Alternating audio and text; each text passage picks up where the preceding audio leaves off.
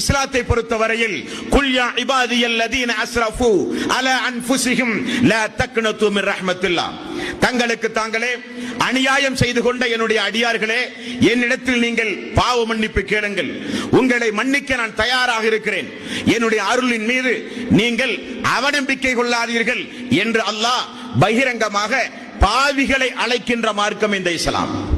இந்த இஸ்லாத்தில் அல்லாஹ்வுக்கு இணையாளர்கள் என்று இந்த துனியாவில் யாருமே கிடையாது. ஏன்? அல்லாஹ்வுக்கு மிக மிக நெருக்கமானவர்கள் யார்? நபிமார்கள். நபிமார்களை விட்டால் இனி சிறந்தவர்கள் யாருமே கிடையாது. யாராவது ரசூலுல்லாஹி ஸல்லல்லாஹு அலைஹி வஸல்லம் உயிரோடு இருக்கும் பொழுது அல்லாஹ்வுடைய ரசூல் இடத்தில், யா ரசூலல்லாஹ், நீங்கள் தான் என்னுடைய பாவங்களை மன்னிக்க வேண்டும் என்று யாராவது ஒரு பிரார்த்தனை செய்தார்களா? ரசூலுல்லாஹி ஸல்லல்லாஹு அலைஹி வஸல்லம் உயிரோடு இருக்கிற காலத்தில் அல்லாஹ்வுடைய ரசூலே, நீங்கள் தான் நரகத்தில் இருந்து எங்களை காப்பாற்ற வேண்டும் என்று யாராவது பாவ மன்னிப்பு தேடினார்களா?